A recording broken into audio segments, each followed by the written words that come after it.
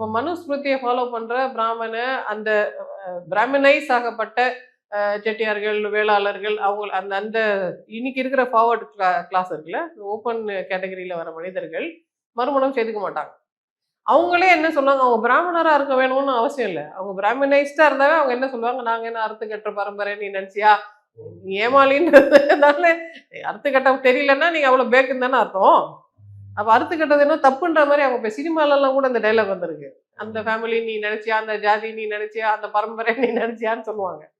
அது கூட தெரியாத பரம்பரையா நீங்க? அப்படின்றது தான் அதுல இருக்க மறைமுக பரிகாசமே இல்ல தவிர அது ஒருத்தனுக்கு ஒருத்தி என்றது இல்ல அது ஒருத்திக்கு ஒருத்தன். ஒருத்திக்கு ஒருத்தன். ஒருத்தனுக்கு ஒருத்தின்னு எப்பவுமே இல்லையே இங்க. ஒருத்தி ஒருத்தனோட தான் இருக்கணுன்றதுக்கு உண்டான ஒரு ரீஎன்ஃபோர்ஸ்மென்ட் அது. ஏன் அறுத்துக்கட்ட அவளுக்கு உரிமை இல்லையா? அப்ப அவ்ளோ பேக்கா இருந்ததா அந்த பொண்ணு? அப்படி பேக்கா வச்சிருந்தீங்க அவங்கள பொண்ணுங்களேன்றது தானே கேள்வி. திரும்ப திரும்ப இத அவங்க ரீஎன்ஃபோர்ஸ் பண்றது எதற்காகன்னா, இந்த பெண்களை கொஞ்சம் ஃப்ரீயா விட்டா, அவங்க நம்ம ஆளுங்கலாம் சரியில்ல. இவங்கலாம் எந்த பொண்ணும் வச்சு வாழாது. எல்லாரும் தனிமரமாயிடுவாங்க. அப்ப இந்த பெண் எப்படி கண்ட்ரோல் பண்ணும்? எல்லாம் உன் சாமர்த்தியம் தாம்மா. நீதாம்மா வச்சு கட்டி காப்பாத்தணும். நெறைய இந்த மாரி இஷ்யூஸ நாங்க நெறைய பார்க்குறோம் சார்.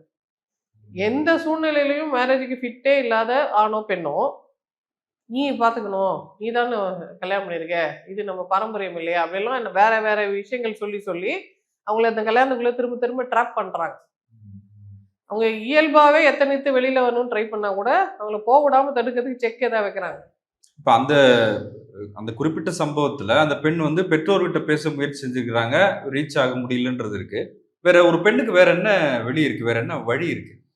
பெண்களுக்கு இந்த நிலைமை வரக்கூடாதுன்றதுனால தான் நம்ம அவங்களுக்கு கல்விய குடுக்குறோம். தைரியமா இருன்னு சொல்றோம். "நீ வா நம்ம பார்த்துக்கலான்றத" சொல்றோம். இதற்கு கல்வி கூட தேவையில்லை சார். நான் நெறைய பெண்கள பார்த்துருக்கேன். அவங்க உழைக்கும் வர்க்கத்தை சேர்ந்த பெண்களா இருப்பாங்க. நான் ரொம்ப மெச்சுறது, இப்படிதான் ஒரு பெண் இருக்கணும்னு நெனைக்கிற பெண்கள் படித்தவர்கள் இல்ல. அவங்கள ஒருத்தர் அவமரியாதை பண்ணா, "யாரு நீ என்ன அவமரியாதை பண்றதுக்கு? கர்ப்ப காலத்துல கூட எனக்கு ஒண்ணும் தேவையில்ல. நான் போய் தனியா வாழ்ந்துப்பேன்னு" சொல்லி ஊரு விட்டு ஊர் வந்து வாழ்ந்த பெண்கள்லாம் எனக்கு தெரியும். பெண்களுக்கு வள்ளி கும்மி அடிப்பது எப்படின்னு சொல்லிக் குடுத்தீங்களே, தானாக வாழ்வது எப்படின்னு சொல்லிக் குடுத்தீங்களா? ஜாதி மாரி கல்யாணம் பண்ணக்கூடாதுன்னு அந்த பெண்களுக்கு அவ்ளோ போதனை செய்றாங்கல்ல. அவ்ளோ இன்டாக்ட்ரினேஷன் அந்த பெல்ட்ல இருக்க பெண்கள் கிடைக்குது. ஜாதின்றது முக்கியம். நம்ம ஜாதிக்குள்ள தான் கல்யாணம் பண்ணணும்னு சொல்லி தர்றீங்களே, உன் ஜாதிக்காரனே உன்ன அப்நார்மலா ட்ரீட் பண்ணா, மோதி மிதித்து விடு பாப்பான்னு நீங்க ஏன் சொல்லி தரல? உங்க ஜாதிக்காரர் தானே உங்க ஜாதிக்கார பொண்ண கொல்றாரு. சாகடிக்க தூண்டுறாரு. அப்ப நீங்க ஜாதி ஜாதின்னு பேசுனதுல என்ன அர்த்தம்? எது முக்கியமோ அத கோட்ட விட்டுட்டு வெட்டி விஷயங்கள்லாம் ஏன் உங்க பெண்களுக்கு சொல்லி தந்துகிட்டே இருக்கிறீங்கன்ற கேள்வி நமக்கு இருக்குல்ல. இப்பதான் உங்களுக்கு இவ்ளோ நாளா நாங்க சொல்லிட்டு இருக்கோம். இப்பதான் உங்களுக்கு உரைக்குதான்ற கேள்வி இருக்குல்ல.